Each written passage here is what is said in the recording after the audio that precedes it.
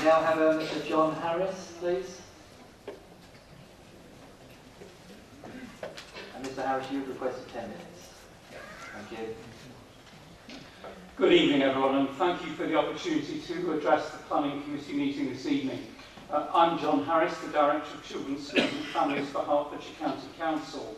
As you know, Hertfordshire County Council is the local authority with responsibility for planning and commissioning school places. And on behalf of the local authority, it's my responsibility to assess the educational needs in Bishop Stortford and Sawbridgeworth, and to consider the extent to which this planning application meets that need, and to assess any other potential development solutions. The County Council's assessment of educational need was provided as one of the supporting documents to the planning application. And rather than simply repeat that material this evening, I think it will be more helpful if I summarise the Council's position and then comment in more detail on the consideration of the educational case in the report prepared by East Herts District Council officers, and also in response to some of the points that have been made in the debate this evening.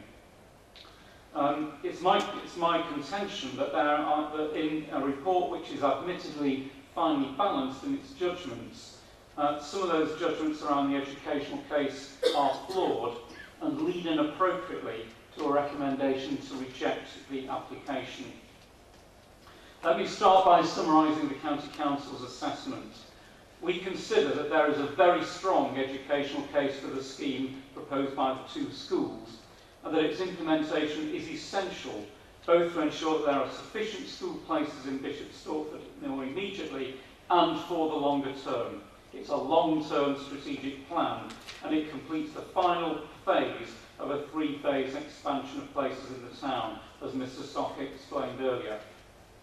None of the other options that are put forward by the local community, or those suggested in the officer report, or indeed some variations of those options that I've heard this evening, meet local education planning requirements. And that being the case, the County Council considers that there are very special circumstances that outweigh the impact on the openness and rural character of the Green Belt, and that the application, on balance, should be approved. No. Turning now to the officer report, we need to be clear what the key issue is, and it's set out in paragraph 7.82 of the report. The report states, it is the balancing of educational need against the wider planning matters such as the impact on the Green Belt and other planning considerations which must be made. The point is balancing need against planning need, educational need and planning need. In balancing educational need against planning matters, the report itself states such considerations are complex, layered and finely balanced, which ultimately makes it challenging to reach a view on the merits of the application. It's my view as a senior professional with responsibility for education in Hertfordshire that the officer report is very limited in its consideration of the educational case, and that whereas the district officers are recommending on balance a rejection of the application, a proper consideration of the educational case significantly tilts the balance in favour of approval. Let me explain briefly why this is the case. The report prepared by officers of the District Council does accept the educational need for additional places. Now, one of our highly respected former head teachers, Mr. Jank, talked this evening about the school place planning figures.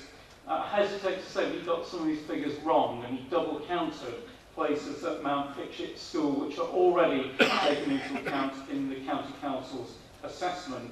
And in any event, Essex County Council, the responsible planning authority with responsibility for Mount Fitchett High School, has indicated no objection to the scheme. So there is an educational need in the area. The officer report also goes on to say that on the basis of the County Council's assessment of need, and we're the responsible authority to undertake that assessment, the officer report does accept that our assessment proves that there is a case for very special circumstances. But having accepted the educational need and having acknowledged the very special circumstances, the report rather perversely and with very limited evidence concludes that there may be other appropriate sustainable town planning solutions. There is no proper basis for that conclusion. The officer report is very clear about the key tests in terms of planning. It talks about inappropriate development as the key test. Well, as you would expect, an education planning authority has key tests for educational planning. There are 4 of them that we apply whatever scheme is put forward wherever it is in Hertfordshire. And when you apply those 4 tests, you actually come up with a very different conclusion and assessment of the educational case. Because those 4 tests are not applied in the officer report, the report arrives at 2 theoretical possibilities with no real evidence behind them. One theoretical possibility is that admissions arrangements could be changed and somehow additional places will be created. And the other theoretical possibility is about developing schemes for the schools on alternative sites. When you apply the County Council's own planning tests, that reasoning doesn't stack up. Let me turn briefly to admissions arrangements first of all. It is no simple task to change admissions arrangements in the secondary schools in this area or indeed anywhere else. Each of the 6 schools in the area is its own admissions authority. Each governing body sets its own rules, and they have used those admission rules to set the distinctive character and ethos of those schools. You can't simply ask the schools to change the admission arrangements willy-nilly. And there isn't even any agreement about what should be changed. I've heard at least 5 different possibilities tonight, some of which are in conflict with one another. So any suggestion that there is a simple and straightforward change to admissions arrangements really is not a way forward, and I certainly couldn't recommend that that's the basis in which I could meet the County Council's responsibilities for educational places. Now let's come to the 4 tests, which have not been applied fully in the officer report. The 4 tests are that any scheme must provide sufficient places where they're needed, that educational standards must be secure, that design and building applications and cost should be appropriate, and that there are appropriate transitional arrangements. None of the options that have been put forward by the community or by the schools or by objectors this evening pass the 4 tests. Only one scheme does, and that's the planning application that is before you this evening.